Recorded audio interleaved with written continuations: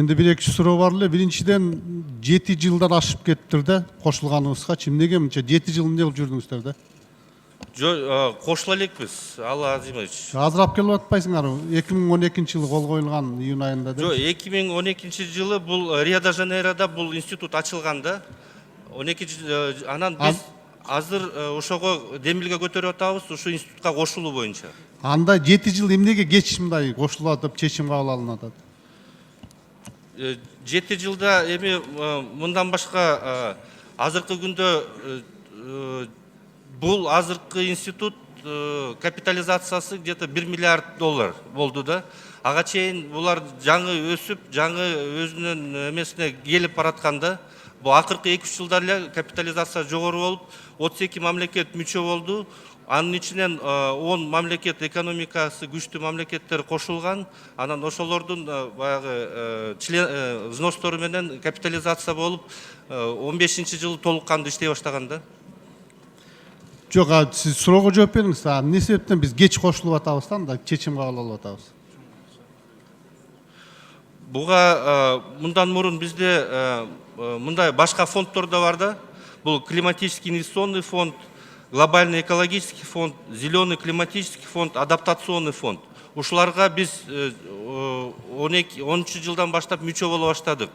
Мунун эмесин жаңы эле институттун күчүнө алынына байланыштуу биз эксперт менен сүйлөшүүлөрдү жүргүзгөндөн кийин бизде сунуштаган ушуга мүчө болгонго.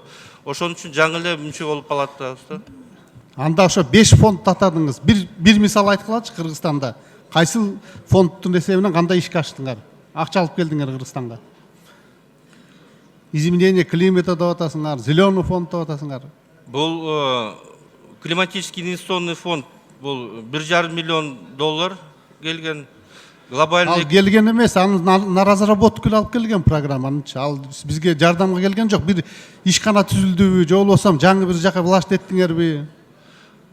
Алла Азимович, мен азыр айтып коеюн, Кыргызстанга бөлүнгөн эмес. Анан Кыргызстанда национальный координатору бар, муну ишке ашырганчы. Бул мамлекеттик жаратылышты коргоо агентствосы болуп саналат. Ошолор аркылуу булар климат боюнча өзгөртүүнү сиз билбейт экенсиз. Биз биринчи вице-премьердин астында секретариат кылып алып кетишкен ал жака. Туура эмес айтып атасыңар. 2 жыл мурда. Биздин сунуш менен. Ооба, ал комиссияны биринчи вице-премьер башкарат, секретариаты болсо мамлекет госагентство. Госагентстводан алып кеткен, биз билбейт экенсиңер силер. Кайсы кандай түшүндүрө бересиңер жөн эле. Анда госагентство жооп берип койсунчу мен азыр.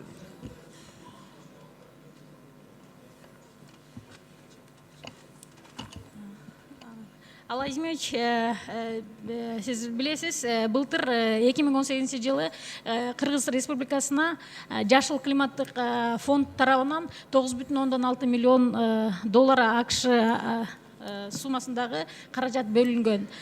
Бул долбоор Всемирная продовольственная программа аркылуу жүзөгө ашырылат. Азыркы күндө ошол иштер жаңыдан жүрүп баштады, да? Начались работы по реализации этого проекта. Но это для нас очень успешный результат для страны, потому что 9,6 миллионов для подготовки этого проектного предложения ушло 3 года. Вы знаете, что процедуры Зеленого климатического фонда не очень простые, поэтому сейчас ведется работа по продвижению проектного предложения, подготовленного совместно с ФАО. Тоже ожидаем. Мындайда биз биринчи баштадык эле ошого киребиз депчи, бүгүн эң артында калдык да. Казакстан, Тажикстан уже жүздөгөн, ондогон миллион долларларды алып келип атышат да, тездетиш керек.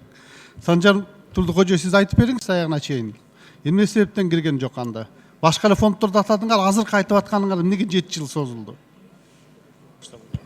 Алла Азимович, активизация акыркы 2-3 жылда эле башталды.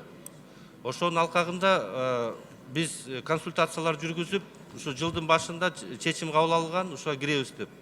Анан ошонун себеби менен биз буяка келип атабыз да. Азыр Жооңуз менен канааттанган жокмун. Экинчи мен жооп берсеңер, мына программанын долбоорун иштеп чыктык, макулдашууда деп атасыңар, Бул канча пакет, бир канча суммага кармаганда болот? Бул негизи Жогорку кеңештин токтому менен Кыргызстан жашыл экономика өлкөсү деген программасы кабыл алынган. ошонун алкагында ошого шайкеш болгон өкмөттүн программасы Кыргызстан жашыл экономикасы деп кабыл алган. Бул программанын алкагында түздөн түз акча каражаттар каралган эмес, бирок иш аракеттер каралып аткан. Ушул 5 фонд, анан ушул глобальный экологический жашыл фондко киргизүү институтка, ошонун аркылуу каражаттарды тартуу. Программада ошолор каралган да. Реалдуу жашыл экономика өтүү боюнча министрликтин эмне сунушу бар? Фондторго киребиз деген эле сунуш болуп калабы анда, башка жок. Иштей турган эмне сунушуңар бар, айтпайсыңарбы? Бул программанын алкагында бул жашыл шаар, жашыл айылдар, жашыл экономика, жашыл Өндүрүш боюнча бир сунуш бергилечи, эмне сунушуңар бар? өндүрүш боюнча биз өзүбүздүн бир түздөн түз бул программадан тышкары бул электромобилдерди инфраструктурасын түзүү, анан электромобилдерди куруу боюнча иш аракеттер, өндүрүш боюнча. Качан электромобилдер чыгат анда? Азыркы күндө жана электромобилдердин инфраструктурасын түзүү болуп атат да, бул заправкаларды куруу. Ошол маселе чечилгенден кийин артынан жана өндүрүштү өтүүгө шарт түзөт. Өзүңүз айтып атканга өзүңүз ишенесизби ошого? Ишенем. Силер эми электромобиль эмес, бир айыл чарбасын кайра переработкага бир сунуш берип алгылачы, нормально же бир өндүрүлгөн продукцияны бир Алазимович, сиз өндүрүштү сурап атасыз. Өндүрүш боюнча жооп берип атам. Бул дагы өндүрүш, кайра иштетүү, бул дагы мисал үчүн. Мындайда жөн эле сөз болуп калып атат, ал эле бул эле дегенчи, бир дагы бир конкреттүү жол алган жок мында. Бир реалдуу бир кадамдарга барып бир бербейсиңер сунуштарды.